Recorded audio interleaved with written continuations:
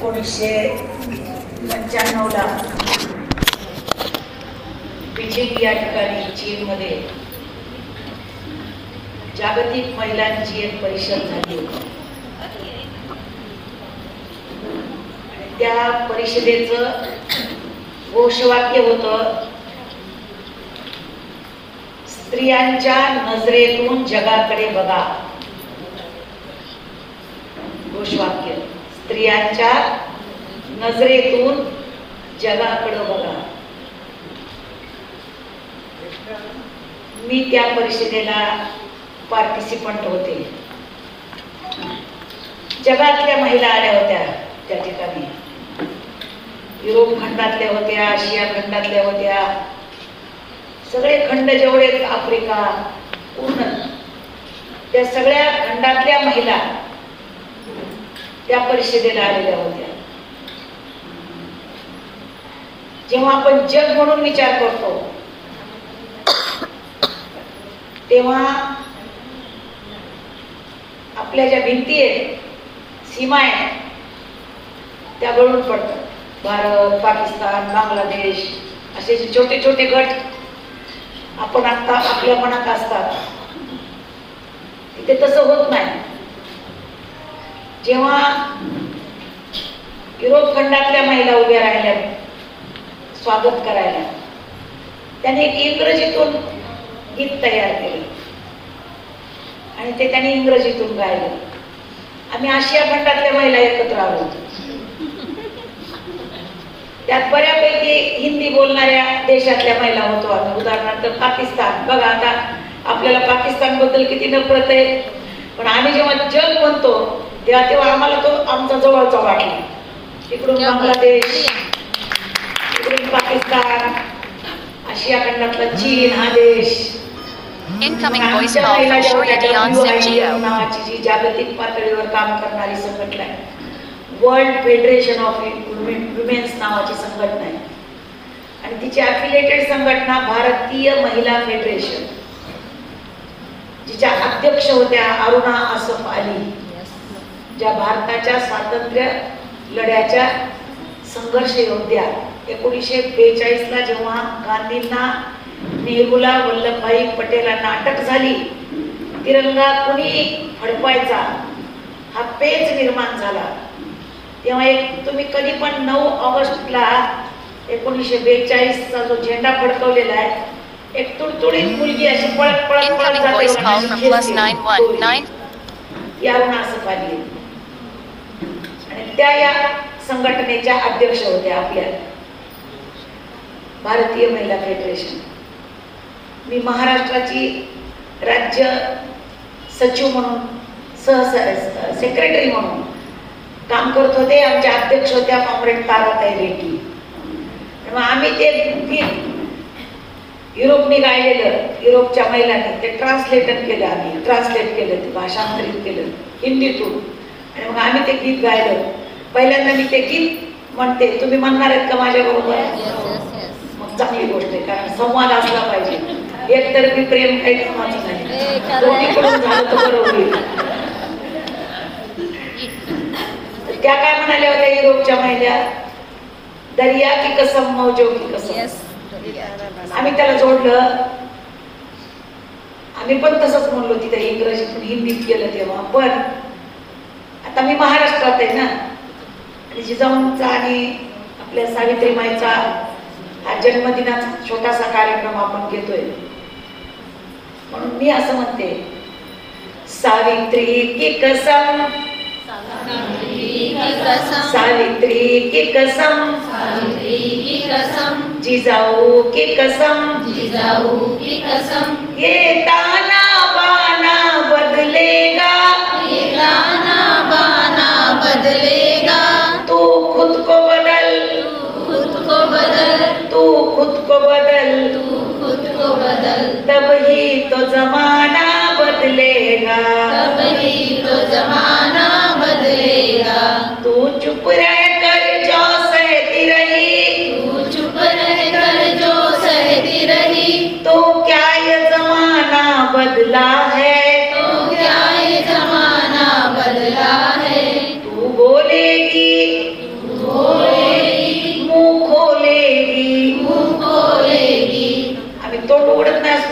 नळावरची भांडणं काय कमी करतोस का? व्यवस्था परिवर्तनाची भाषा तुझ्या तोंडात आली पाहिजे, हा ही अपेक्षा आहे. तू बोलेगी मुंह खोलेगी, तू बोलेगी मुंह खोलेगी, तब ही तो जमाना बदलेगा, तब ही तो जमाना बदलेगा. दस्तूर पुराने सदियों के, दस्तूर पुराने सदियों के, ये आए कहाँ से क्यों आए, ये आए कहाँ से क्यों आए. कुछ तो सोचो, कुछ तो सोचो, कुछ तो समझो, कुछ तो समझो, ये क्यों तुमने है अपनाए, ये क्यों तुमने है अपनाए. ये पर्दा तुम्हारा कैसा है, ये पर्दा तुम्हारा कैसा है, ये तो मजहब का हिस्सा है. ये तो मजहब का हिस्सा है. आता पर्दा फक्त मुस्लिम बाया करतात म्हणून नाही, आम्ही पण पूर्वी आमच्याकडे पण पर्दा पद्धत होती. लग्नाला जेव्हा बायका जायच्या ना तर पांढरं शेलकट अंगावर टाकल्याशिवाय तिला बाहेर जायची परवानगी नव्हती. इथपर्यंत असं घ्यावं लागतं. मारवाड्याच्या बायका अशा इथपर्यंत पर्दा करत होत्या. म्हणजे त्या आपण सोडला, त्यांच्या बिचाऱ्यांना अजून सोडायची काय संधी मिळत नाही. आपण सोडलं ते, पण आपण आता जास्तच सोडले. ये पर्दा तुम्हारा कैसा है, ये पर्दा तुम्हारा कैसा है, ये तो मजहब का हिस्सा है.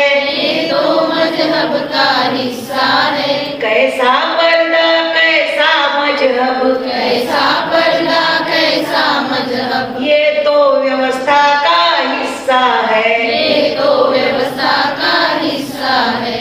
आवाज उठा, आवाज उठा, कदमों को मिला, कदमों को मिला, रफ्तार जरा कुछ और बढ़ा, रफ्तार जरा कुछ और बढ़ा, रफ्तार जरा कुछ और बढ़ा. रफ्तार जरा कुछ और बढ़ा. पूरब से कहो, पूरब से कहो, पश्चिम से कहो, पश्चिम से कहो, पूरब से कहो, पूरब से कहो, पश्चिम से कहो, पश्चिम से कहो, दक्षिण से कहो, दक्षिण से कहो, उत्तर से कहो, उत्तर से कहो, मगरिब से कहो, मगरिब से कहो, मशरिक से कहो. मशरिक से कहो. तब सारा जमाना बदलेगा, तब सारा जमाना बदलेगा, तब सारा जमाना बदलेगा. तब सारा जमाना बदलेगा.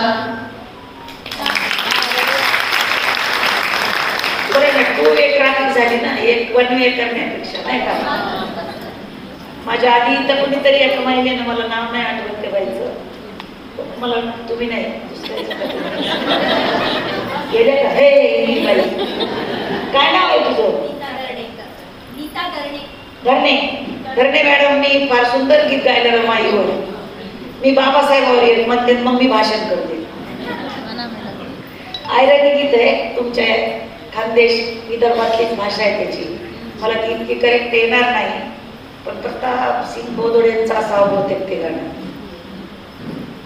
घर घर दैव जात या पाटाच्या पारी, याद मले आली बाई मन गेलं माहेरी, याद मले आली बाई मन गेलं माहेरी.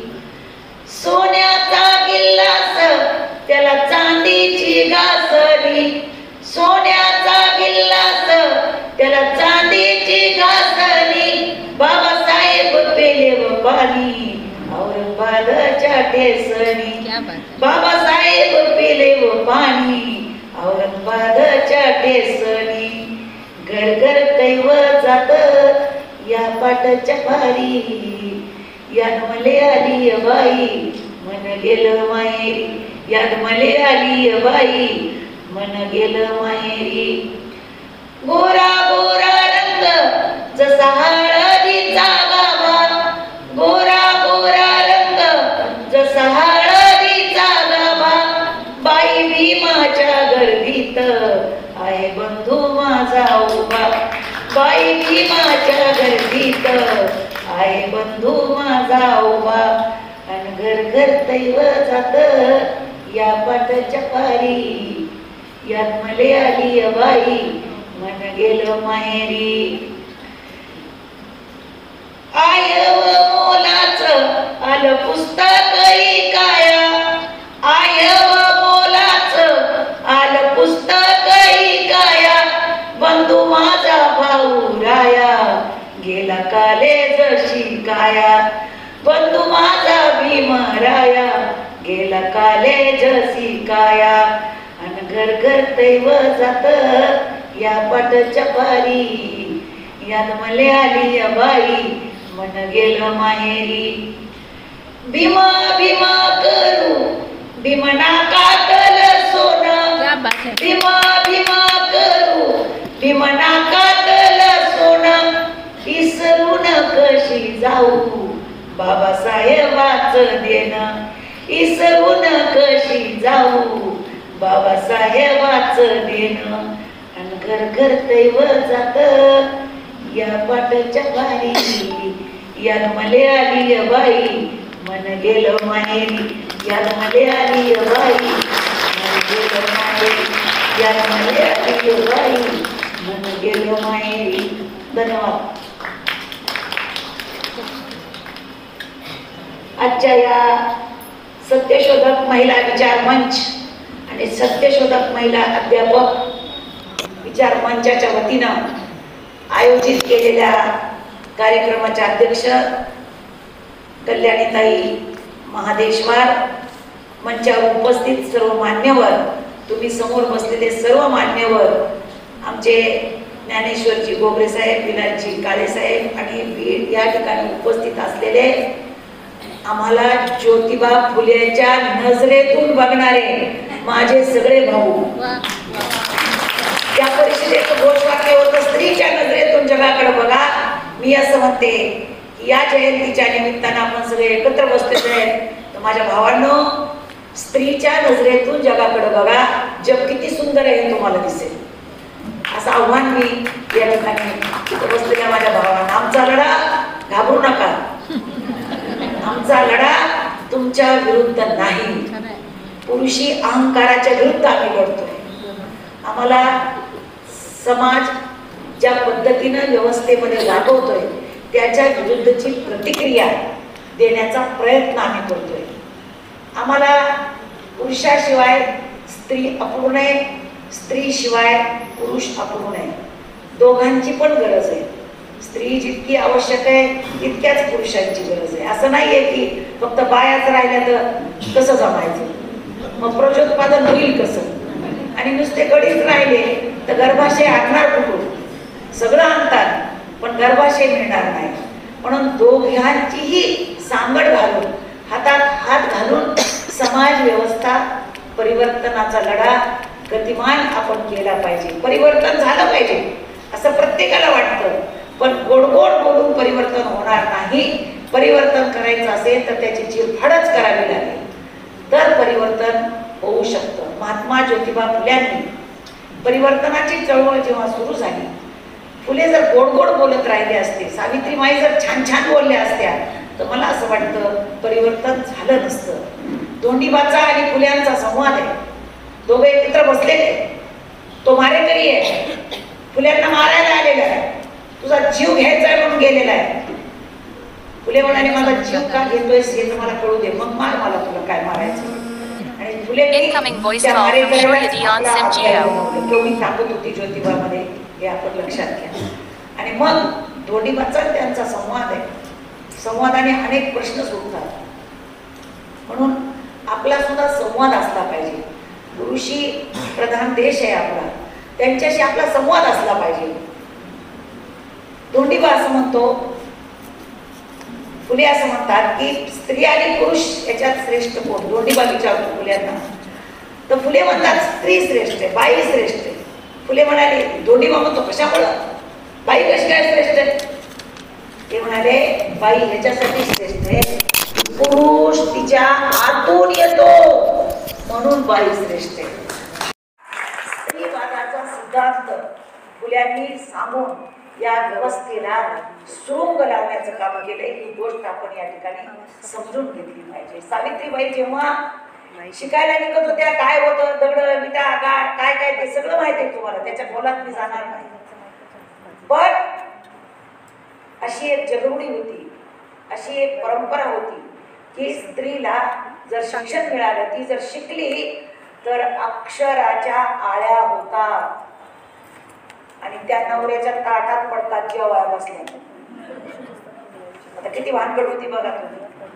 सनातनी जुनं कुटुंब होतं गोविंदरावांचं, त्यांना काही हे परिवर्तन मान्य नव्हतं, त्या काळाच्या त्या मर्यादा होत्या.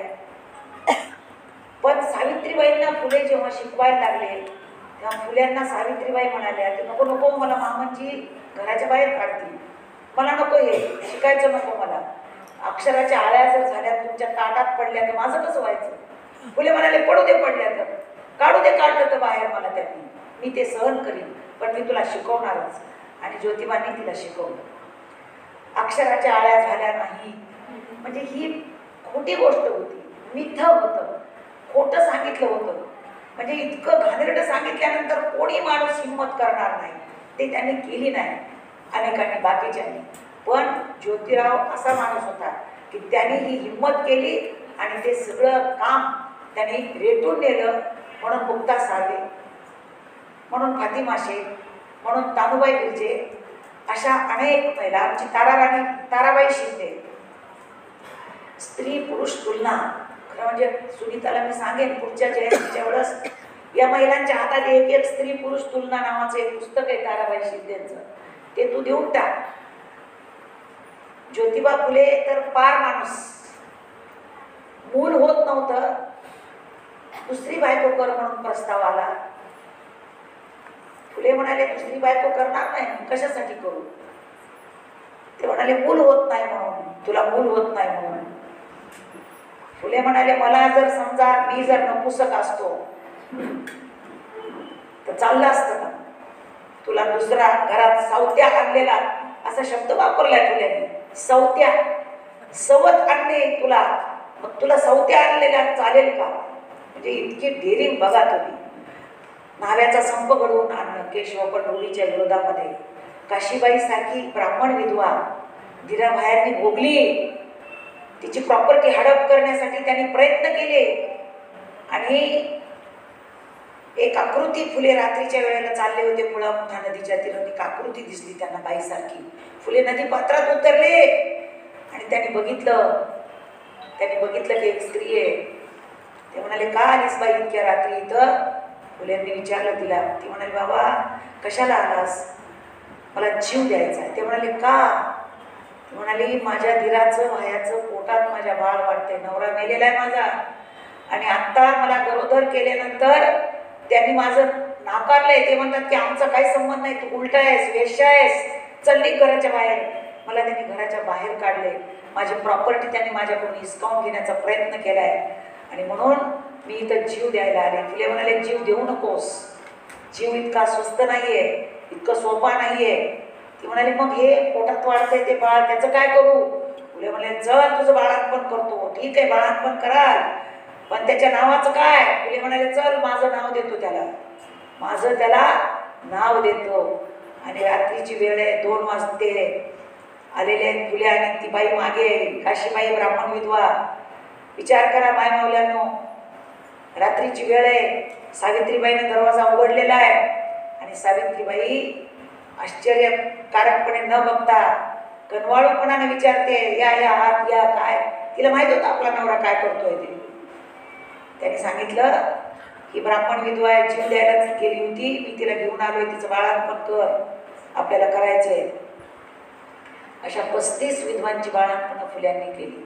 त्यांच्या तिथे बोर्डच लावून टाकला, कुमारी माता या आणि बाळांत होऊन जा, विधवा माता या आणि बाळांत होऊन जा. त्या लेकरांचं काय झालं, कुणाला दत्तक द्यायचं तो भाग माझा आहे, मी ते करीन. हे इतकं मोठं काम, आभाळा एवढं काम, डोंगरा एवढं काम करणं ही गोष्ट सोपी नव्हती. पण फुलेंनी तो असा समर्थपणानं पुढं रेटण्याचं काम आयुष्यभर केलं. हात गेला, पॅरालिसिसचा अटॅक झाला, तरी सार्वजनिक सत्यधर्म नावाचं पुस्तक त्यांनी आपल्या डाव्या हाताने लिहिलं. गुलामगिरी लिहिलं तर गुलामगिरी बाबासाहेब आंबेडकरांच्या निग्रोंना अर्पण केली. निग्रोंना अर्पण केली. अमेरिकेमधला जो निग्रोंचा लढा होता त्या लढ्याला त्यांनी ते अर्पण केलं पुस्तक. म्हणजे तुम्ही विचार करा, एक ब्राह्मण बाई घरामध्ये आणली आहे आपल्या नवऱ्यानं. आता मला तुम्ही बाया आहेत तिथं बसलेल्या सगळ्या जणी, आपल्या नवऱ्याने जर असं राज्याला एखादी बाई आणली तर तिचे काय हाल करतात तुम्ही? सावित्री समजून घ्यायचं फार अवघड आहे, जगायचं तर फारच अवघड आहे. जगायचं तर फारच अवघड आहे सावित्री. पण ती माऊली जगली. शिक्षणाचं महत्त्व सांगत असताना त्या असं म्हणतात, शिक्षणानं मनुष्यत्व येतं, पशुत्व वाढतं. जनावरासारखी माणसं माणसात आणायची असतील तर त्याला शिक्षण दिलं पाहिजे. हा वारसा आम्ही चालवतो का? भगिनीना जागविणं, संघटित करीनं, ज्ञानज्योत लाविणं, हेच तुला नमन, असं आपण सावित्रीच्या ओवीमध्ये म्हणतो. पण प्रत्यक्षात कृती मात्र आपण काहीच करत नाही. फुल्यांनी पर्याय दिले.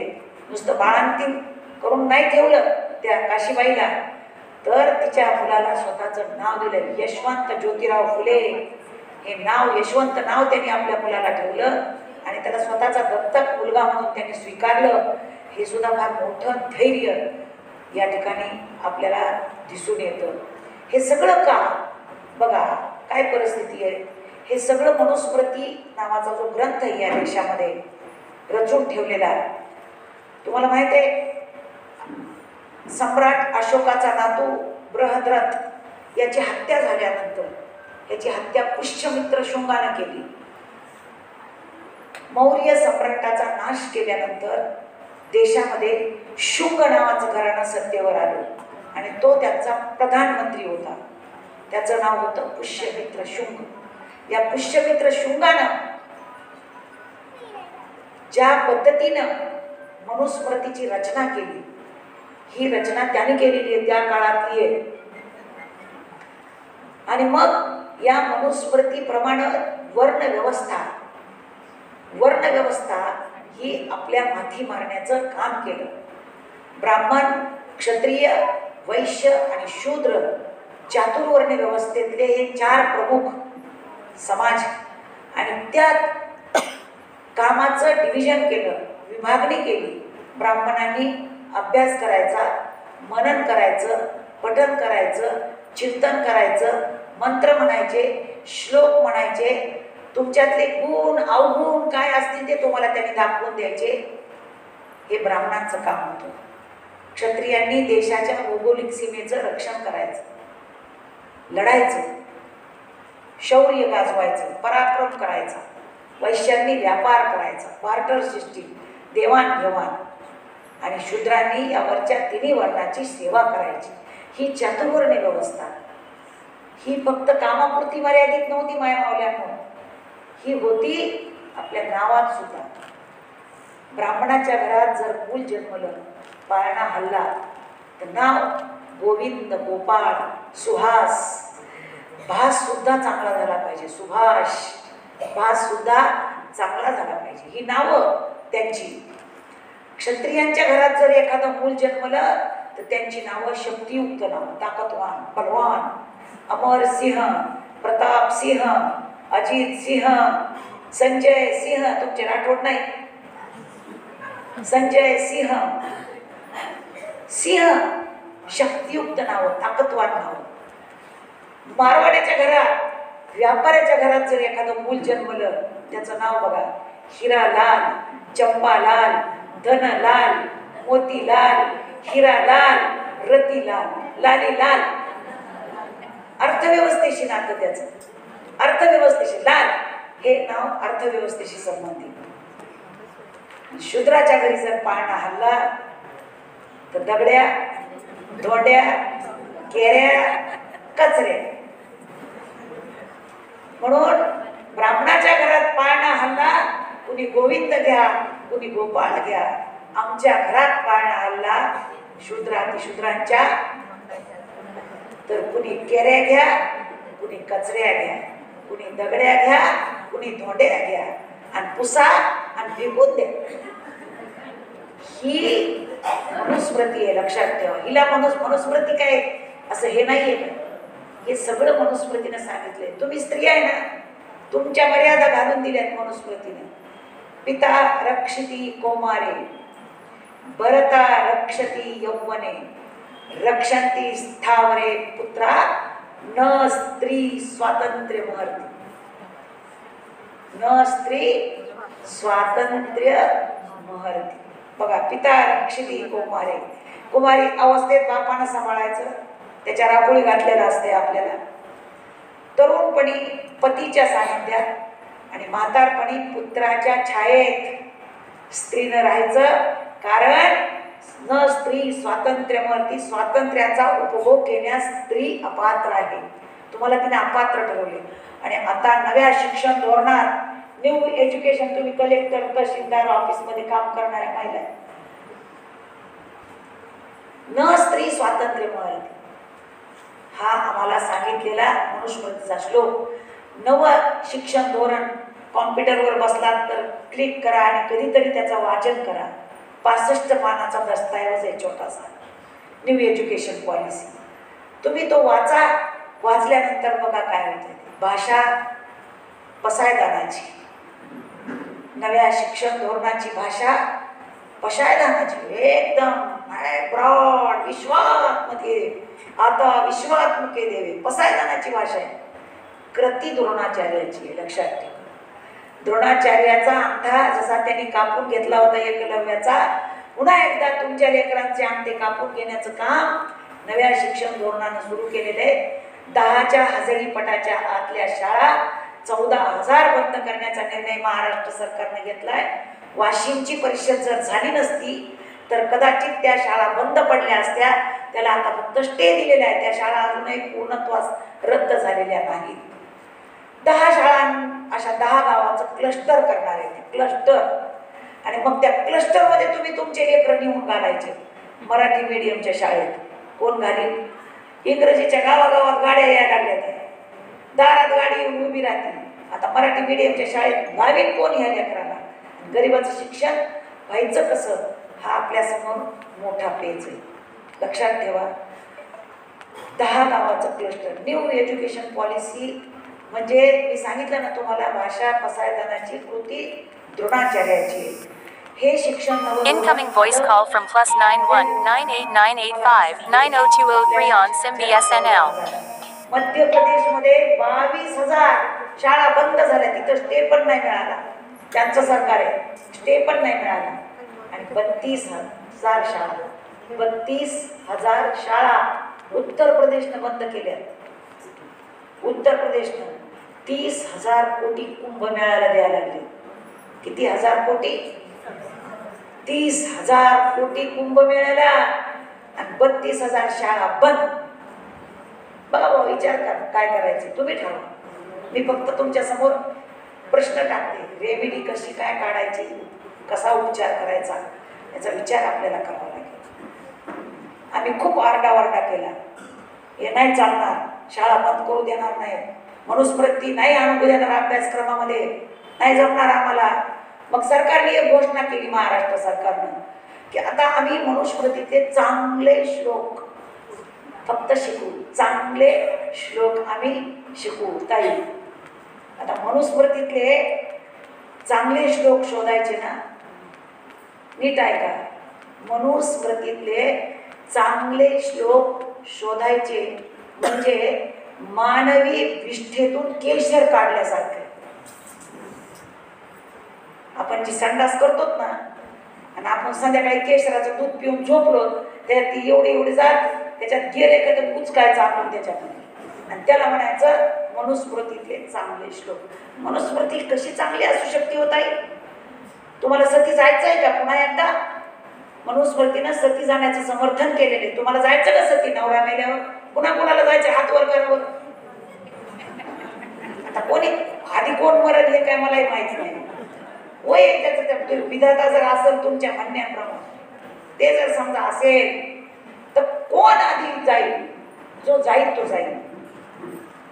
मग तुम्ही सती जाणार आहेत का, याचं गांभीर्य तुमच्या लक्षात आलं पाहिजे. ही गोष्ट आपण समजून घेण्याची गरज आहे असं मला या ठिकाणी मुद्दाम तुम्हाला सांगायचंय. काय केले शिक्षणाचं, बाजारवादाचं बेताल भूत आमच्या मानगुटी बसवले. विक्री चालू आहे शिक्षणाची. Education is not merit good. Good म्हणजे वस्तू. ही एक वस्तू आहे, विकलीच पाहिजे. You must pay for your education. शिकायचं असेल तर पैसे मोजलेच पाहिजे. आणि भांडवल आहे ते गुंतवलंच पाहिजे शिक्षणात. आणि ते जर गुंतवलं समजा तर त्याच्यातून परतावा आपल्याला मिळालाच पाहिजे.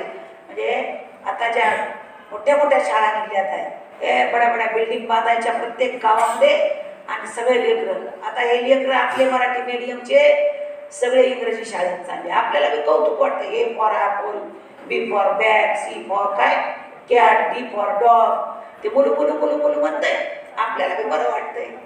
पण मला सांगा, शाळेत बाई शिकवती this is salt, this is salt. घरी आल्या आई म्हणती म्हणजे मिठाची बरणी आण. आता कसा मेळ घालायचा आहे ते बघा तुम्ही. शाळेत सॉल्ट, गावात घरी आल्यावर मिठाची बरणी, तिकडं शुगर, इकडं साखर. धड इकडं नाही, धड इकडं नाही, ते कुणीकडंच राहत नाही. चौथी पुस्तक गुलू गुलू गुलू गुलू करते. 5वीला गटांगळ्या खायला सुरुवात झाली, पुन्हा मराठी मीडियमकडे येते. शाळांचं वाटोळं भारतात. हे बघा, नवा आयोग आला, new education policy, reforms in education. शिक्षणात आमूलाग्र बदल घडवून आणायचा असेल तर काय केलं पाहिजे. वेगवेगळे कमिशन आले, मॅकॅली आलं, हंटर आलं.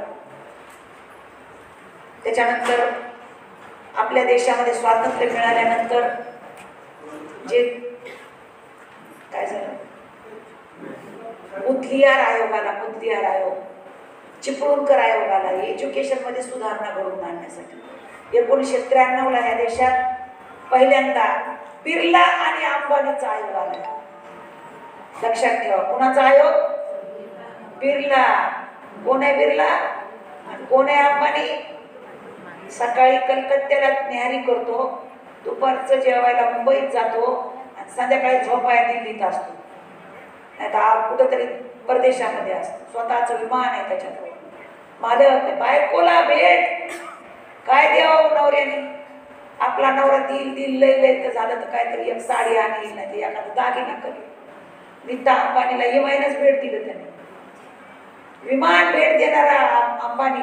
आमच्या शिक्षणाचं जर धोरण ठरवणार असेल तर मला फक्त एका प्रश्नाचं उत्तर, तुम्ही सगळे बुद्धिजीवी आहेत म्हणून तुम्हाला बोलते, काय भविष्य असेल आपल्या देशाच्या शिक्षणाचं. माझी एक शिक्षण संस्था आहे, उदाहरणार्थ सरस्वती भुवन शिक्षण संस्था. माझी नाही आहे ती, मी उदाहरण सांगायला.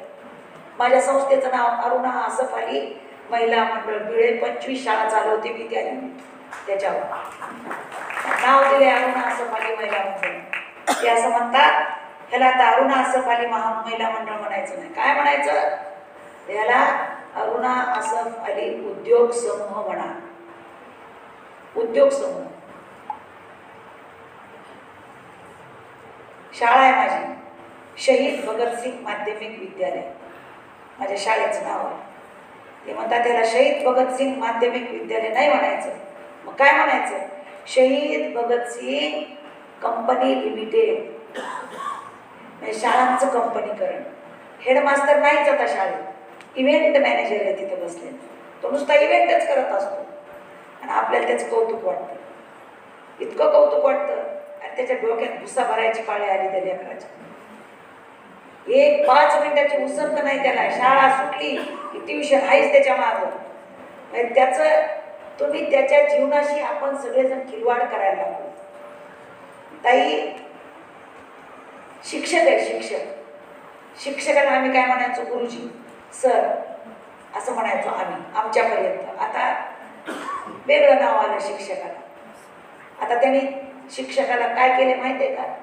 सेलर सेलर सेलर बनवलं. म्हणजे सर आलेत माझे जुने म्हातारे आणि मी इथं उभी आहे आणि मला कुणाला तरी परिचय करून द्यायचा आहे. माझे सर आहेत, माझे गुरु आहेत, माझे गुरुजी आहेत. आता आले आले माझे सेलर आले, सेलर आले. विद्यार्थ्याला त्याने काय बनवलं? विक्रेता बनवलं.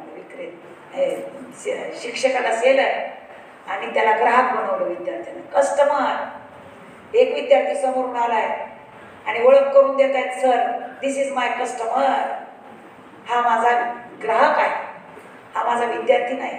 आणि पदवीधर आहे ना, पदवीधर. त्याला आता पदवीधर नाही, बिर्ला अंबानी आयोगाने अशी शिफारस केली, ताई ह्याला पदवीधर म्हणायचं नाही, तर ह्याला काय म्हणायचंय? याला प्रॉडक्ट म्हणायचे, प्रॉडक्ट. मग आता गोबरे ताई आणि गोबरे साहेब दोघं फिरायला निघले. समोरून एक विद्यार्थी आलाय आणि गोबरे साहेब गोबरे ताईला परिचय करून समोरच्याला देत आहेत. गोबरे ताईला, अहो माया, ए माया इकडे इकडे, हे माझं प्रॉडक्ट आहे. आता कोण्या भावात इकन? गोबरे साहेब कोण्या भावात इकन? म्हणजे या पद्धतीनं आमच्या शिक्षणाचं जर वाटोळं कोणी करायला निघलं असेल, आमची एक परंपरा होती शिक्षणाची.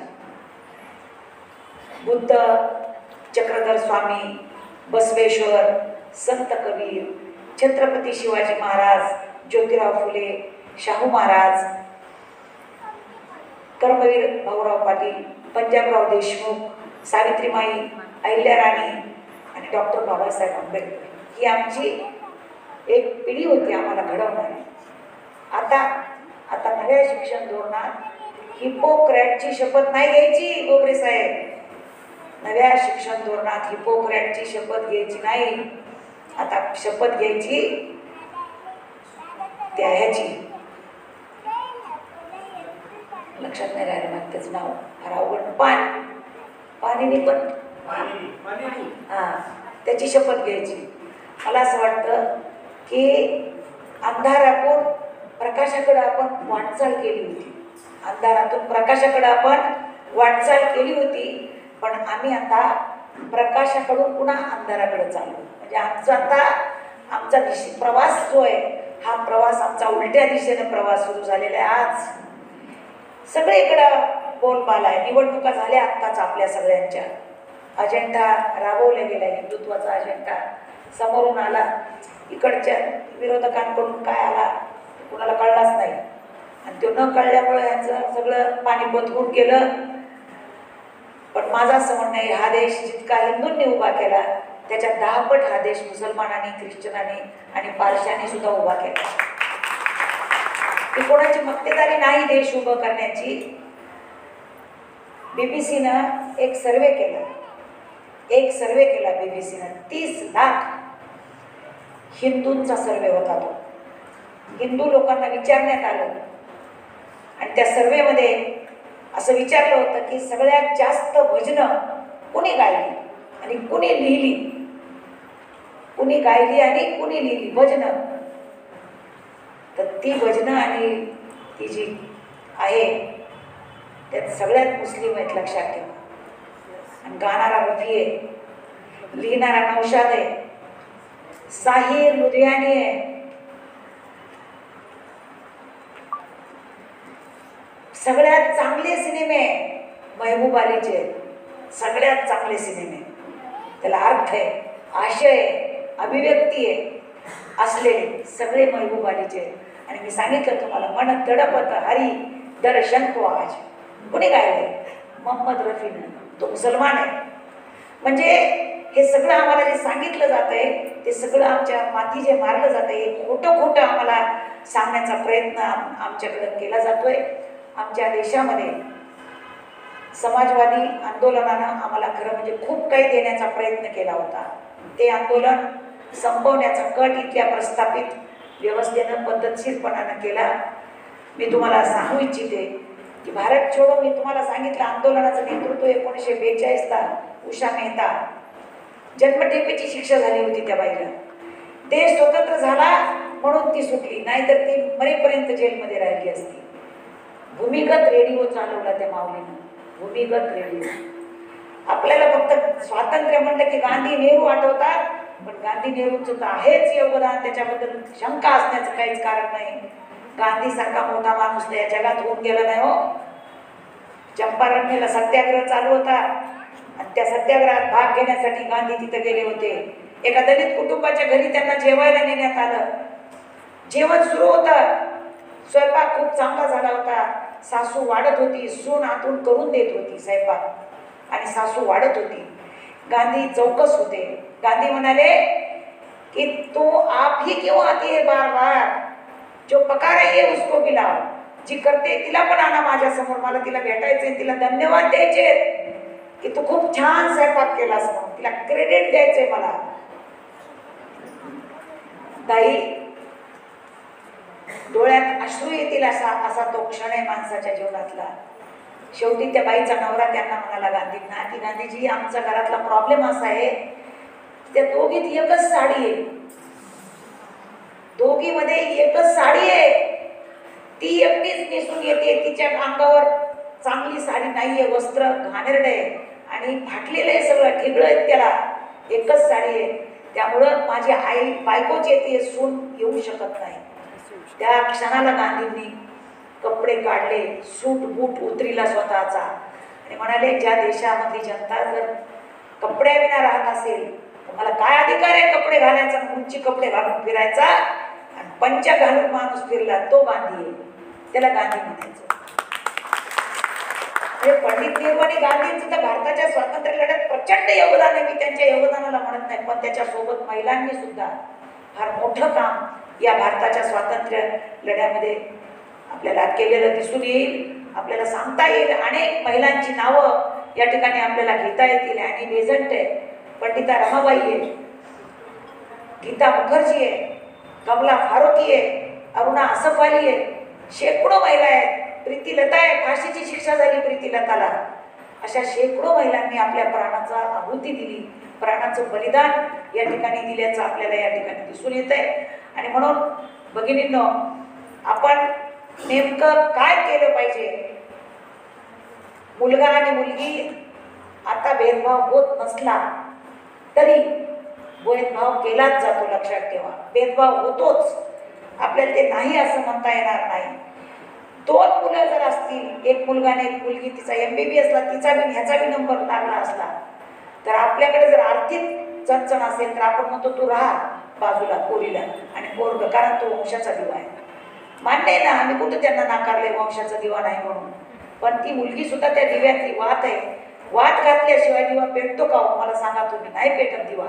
म्हणून मुलगी सुद्धा तितकीच मान्यता असलेली. आपण त्या स्वातंत्र्य आंदोलनात ज्या महिलांनी योगदान दिलं, सगळ्या भारताच्या स्वातंत्र्य लढ्यामध्ये दिलं, त्या स्वातंत्र्य लढ्याचा इतिहास आम्ही महिलांनी वाचा. इथं पुस्तक दिले हरी नरकेचं, जना ते दिले ना, त्याने ते वाचून काढलं पाहिजे. हरी नरके सरांना खरं म्हणजे मी या ठिकाणी सॅल्यूट करते. काय काय माणसाने किती लिहिले, आता काय सांगा, कसं लिहिलं असेल बा. मला तर 4 ओळी लिहायचा कंटाळा येतो. झिजले होते अक्षरशः ते वाचलेले. ते आपण कमीत कमी ते वाचा, आणि तुम्हाला नाही मिळालं तर नाही मिळालं, विकत घ्या. माझी तो विनंती आहे तुम्हाला, संक्रांतीला साडी घेऊ नका बरं, घरातली काढा कपाटातली, नेसून व्यवसायाला जा तुम्हाला जर जायचं असेल तर. काय वंशिका, काय वडाला फेरे मारतात, आपलं बी चुकत आहेच ना, आपलं बी एकतर्फीच प्रेम.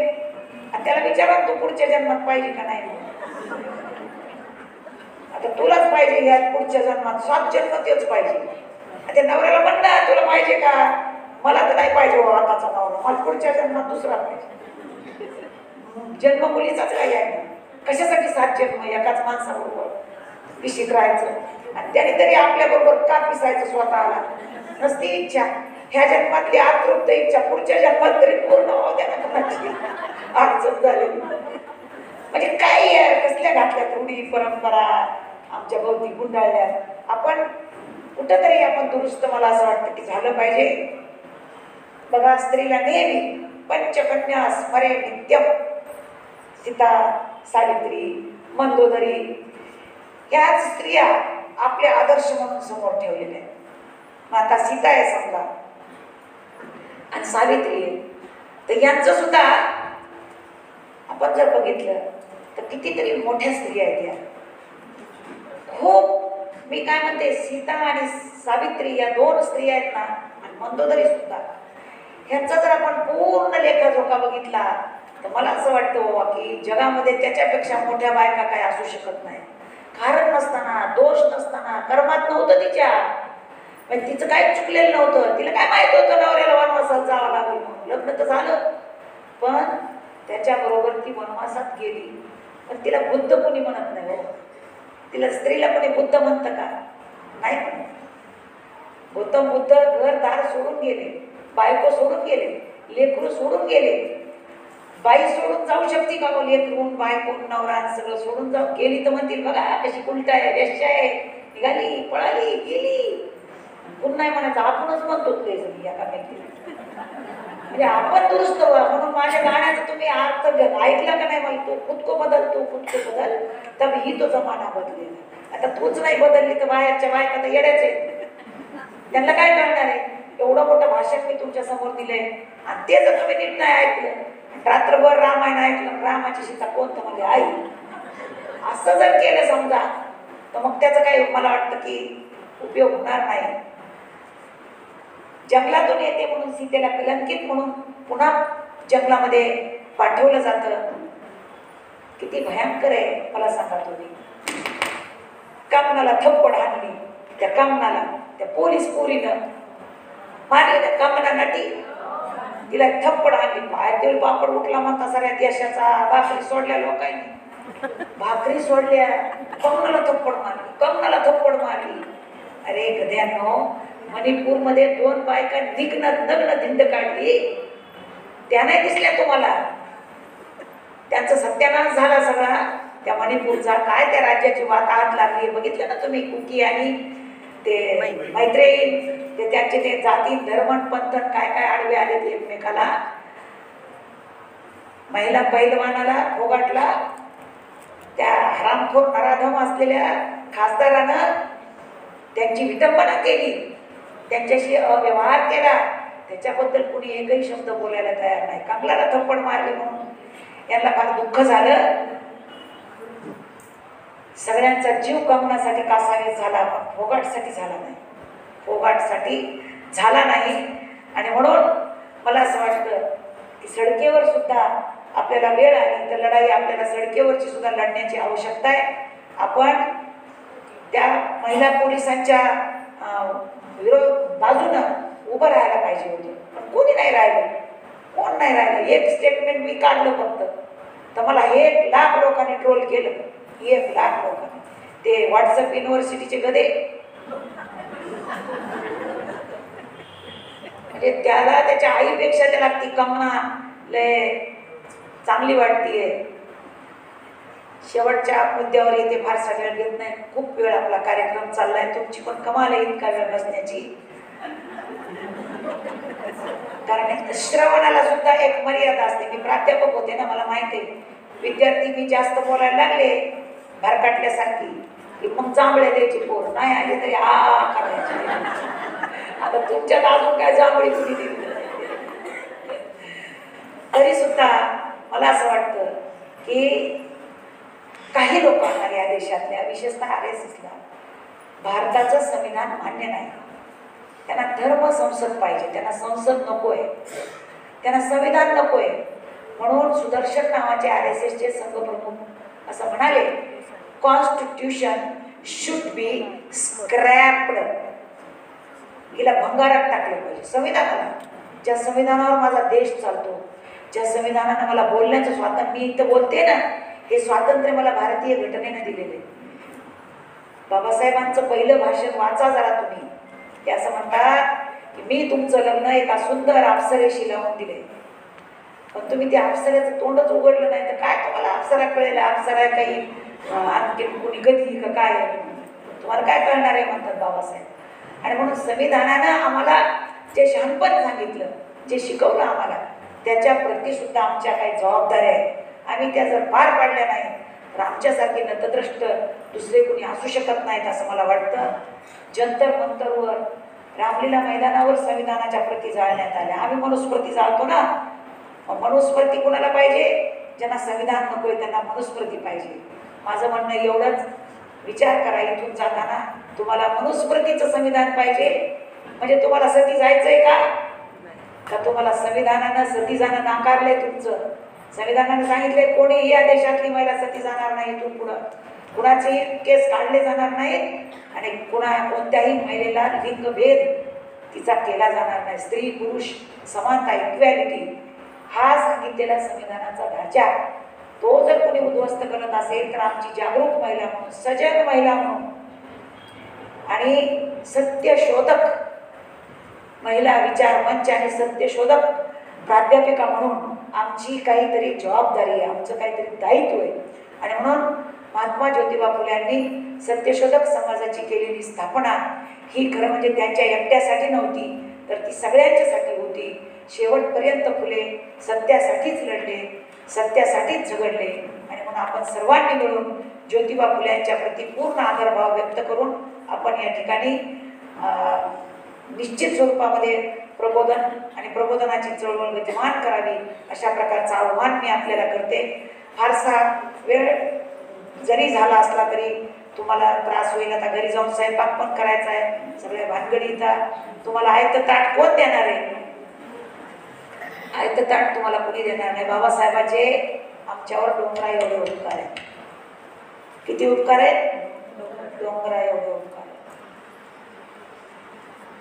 ज्या मताच्या अधिकारासाठी इंग्लंडच्या आणि अमेरिकेच्या त्या तिकडच्या युरोपच्या महिन्याला 100 वर्ष संघर्ष करावा लागला 100 वर्ष आपण त्यांना प्रगत म्हणतो कसले प्रगत आहेत ते प्रगतच नाही ते अप्रगत राष्ट्र आहे आणि आम्ही त्याला प्रगत राष्ट्र म्हणतो त्या इंग्लंडमध्ये 100 वर्ष बाया लढत होत्या आम्हाला मत द्या आम्हाला मत द्या मताचा अधिकार द्या मतात अरे एका लेखणीच्या फटकाऱ्याने तुम्हाला मताचा अधिकार देऊन टाकला हे बघा 1935 ला निवडणुका झाल्या लक्षात ठेवा बारकाईत काही लक्षात ठेवा 1935 ला निवडणूक झाली होती भारतामध्ये कायदे मंडळाचं गठन 1935 ला झालेलं आहे बाबासाहेबांच्या मेहरबानीनंच ते गोलमेज परिषदेमध्ये बाबासाहेब 32 ला गेले कायदे मंडळामध्ये जेव्हा गठन झालं आपलं तेव्हाही कायदे झाले होते तेव्हाही संविधानाची चाहूल लागलेली होती त्या कायदे मंडळाच्या अनुषंगाने जर आपण तपासणी केली तर हिंदू कोड बिल त्याच्यानंतर नाकारलं जरी असलं तरी टप्प्याटप्प्यानं ते आपल्यापर्यंत आलेले आहे ते लागू झालेलं आहे ही गोष्ट आपल्याला समजून घ्यावी लागेल हे जर आपण समजून नाही घेतलं तर बघा 35 ला निवडणूक झाली मी शेवटचा मुद्दा तुमचा घेते आणि माझं मनोगत या ठिकाणी मी थांबवणार आहे पूर्वी निवडणूक व्हायची माझे वडील सांगत होते म्हणले एकच माणूस ठप्पे मारायचा एकच माणूस फक्त शाई बोटाला लावायची जा शाई बोटाला लावायची जा एकच माणूस ठप्पे लावत होता पाटील जायचा बौद्धांच्या वस्तीमध्ये दलितांच्या वस्तीमध्ये गावचा पाटील म्हणजे तेव्हाचा मुखिया तेव्हा सरपंच वगैरे नव्हता सरपंच तर 65 ला आलं 1962 ला सरपंच पण 35चा विषय सांगते पाटील जायचा महारवाड्यातला बौद्धवाड्यातला राजवाड्यातला जो महादे आहे महादू आहे त्याला म्हणायचे महात्मा निवडणूक आली मतदानात जायचंय उद्या कसं तर तो महात्मा म्हणायचा पाटील तुम्ही म्हणता तसं तुम्ही ज्याला टाक म्हणतात त्याला टाकतो नका म्हणला तर तुम्ही टाका माझं मत कारण त्याची बुद्धीच तितकी होती बिचाराची त्याला शिक्षण नव्हतं 1952 ला या देशात सार्वत्रिक निवडणुका आल्या संविधान आलं घटना आली घटनेनं एक मत एक व्हॅल्यू व एक मत हे आलं त्याच्यासमोर सगळे प्रत्येकाला एकच मताचा अधिकार आला आणि झालं असं आता पाटील चालले 52 ला 35 संपलं 52 ला पाटील गेले राजवाड्यात बौद्धवाड्यात आणि म्हणाले महाद्या औंधा कसं तर गावचा गाव कुसाच्या बाहेर राहणारा महाद्या म्हणला पाटील आता मी म्हणेन तसं आता मी म्हणेन तसं आता तुमच्या मनावर नाही ही किमया संविधानाची ही किमया घटनेची आणि म्हणून संविधानाला आपण आपल्या धर्मग्रंथा इतकंच जपलं पाहिजे, इतकंच. तुमचं स्वातंत्र्य आहे. अंधश्रद्धा, आपण शिकल्या सवरलेल्या महिला आहेत, माझी विनंती आहे तुम्हाला, श्रद्धा तुम्ही ठेवा, माझं काय म्हणणं नाही.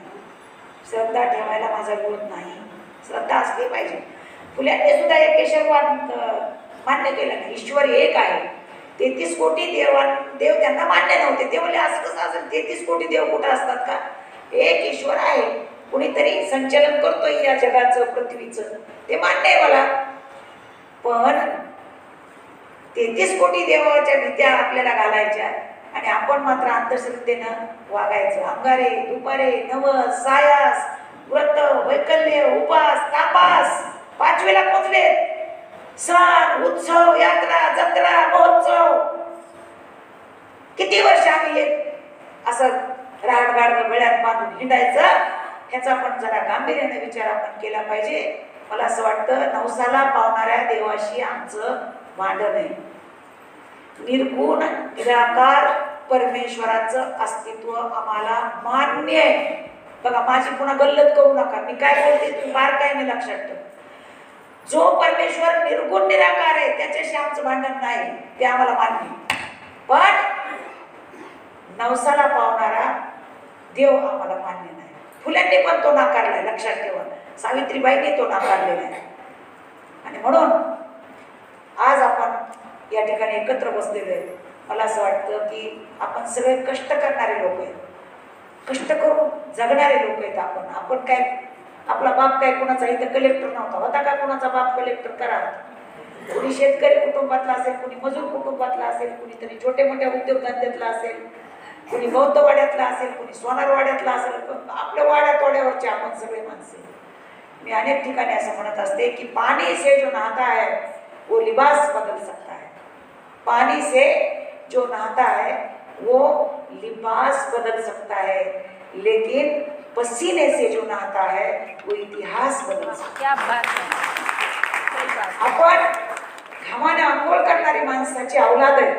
तुम्ही आज नसतात कष्टाची कामं करीत, तुम्हाला मिक्सर आले, ग्राइंडर आले, पण माझ्या आईने 2-2 पायला दळण दळलेले मी बघितले. माझी आई दळताना घामाचा पाट तिच्या पायाकडून डिसेंबर महिन्यामध्ये वाहत होता, हे मी बघितलेले. त्यांची आम्ही औलाद आहे.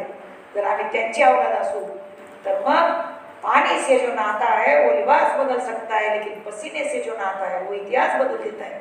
माझ्या आईनं माझ्या कुटुंबाचा इतिहास बदलला, मला शिकवलं, मला नोकरी मिळाली. माझ्या आईने जर मला शिकू दिलं नसतं तर माझे वडील तिच्याकडून काही करू शकत नव्हते.